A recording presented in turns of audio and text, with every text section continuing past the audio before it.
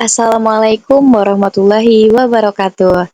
Saya Rahtu Tri Rahmadani dengan NIM 2315040027 dari kelas 5 PIA. Di sini saya akan membahas materi mengenai etik dan emik. Video ini ditujukan untuk memenuhi tugas ujian mata kuliah Psikologi Lintas Budaya. Apa itu etik?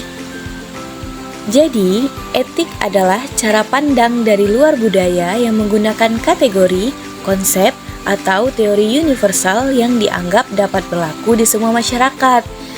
Nah, bagaimana dengan tujuan etik? Nah, etik ini bertujuan untuk menemukan kesamaan atau pola umum antar budaya.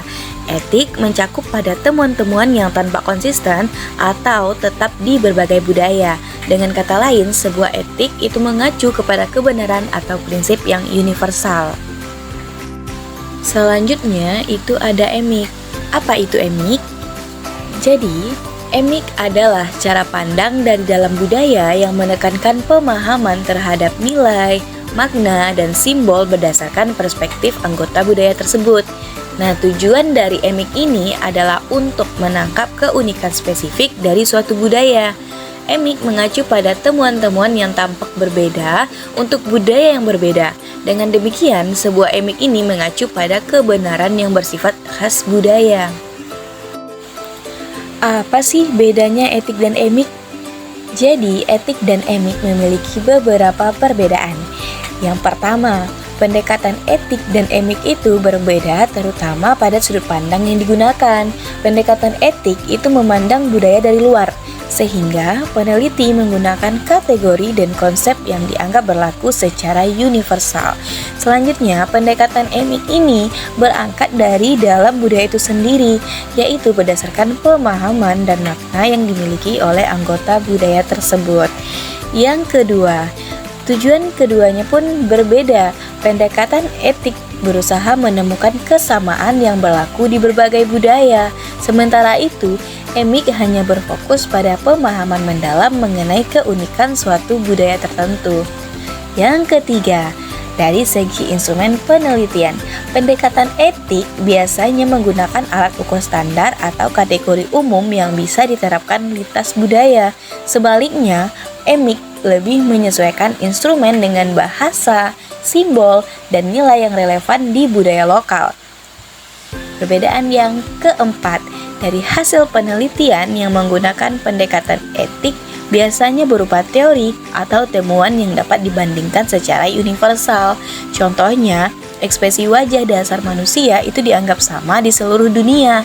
Sedangkan pemahaman emik itu menggunakan dan menghasilkan yang lebih kontekstual. Misalnya, konsep gotong royong di seluruh Indonesia yang khas dan tidak selalu dapat dijelaskan dengan kategori dari budaya lain. Dan yang terakhir, kelebihan dari pendekatan etik adalah memudahkan perbandingan antar budaya. Sedangkan kelebihan emik ini adalah memberikan pemahaman yang mendalam sesuai konteks budaya. Namun, keduanya juga memiliki kelemahan. Pendekatan etik sering kehilangan makna lokal karena terlalu menekankan universalitas. Sementara, pendekatan emik itu sulit digunakan untuk membandingkan antar budaya karena terlalu spesifik pada suatu konteks. Selanjutnya, kita akan masuk kepada contoh penerapan etik dan emik. Yang pertama, itu ada contoh penerapan etik.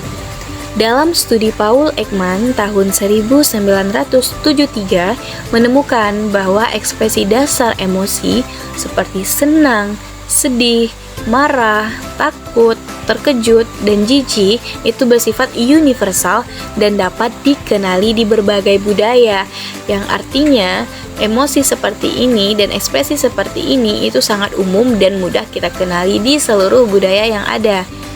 Contoh lain itu mengenai gejala stres yang muncul secara universal. Contohnya, ketika kita mengalami sakit kepala karena stres, itu dapat diredakan dengan tidur ataupun minum obat.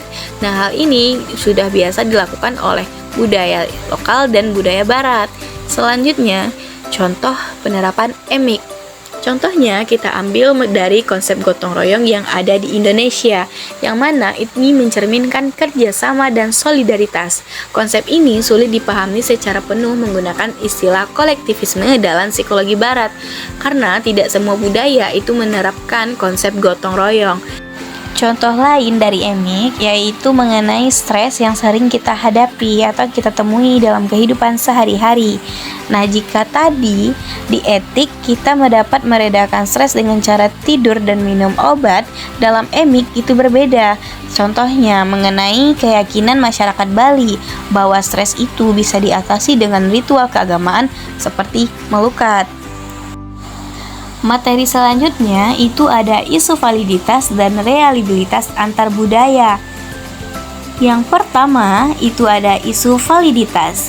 Nah, validitas antar budaya menyangkut apakah suatu alat ukur benar-benar mengukur konsep yang sama di berbagai konteks budaya. Contohnya, sebuah skala yang mengukur kecemasan mungkin dirancang berbeda berdasarkan ekspresi kecemasan yang umum di budaya barat. Namun, di budaya timur, gejala kecemasan mungkin lebih sering diekspresikan dalam bentuk fisik, seperti sakit kepala ataupun kelelahan daripada secara emosional. Jika perbedaan ini tidak diperhitungkan, maka instrumen tersebut kehilangan validitasnya di luar budaya asalnya. Yang kedua, isu reliabilitas. Nah, reliabilitas antar budaya itu mengacu pada sejauh mana si alat ukur memberikan hasil yang konsisten di seluruh budaya. Ini dapat terpengaruh oleh variasi gaya menjawab. Contohnya, dalam budaya tertentu, responden mungkin cenderung memberikan jawaban yang moderat atau netral sebagai bentuk kehati-hatian mereka atau sopan santun. Sedangkan dalam budaya lain, responden itu lebih berani memberikan penilaian yang ekstrim. Nah, perbedaan ini itu dapat membuat reliabilitas internal suatu instrumen bisa menurun ketika diterapkan dalam lintas budaya.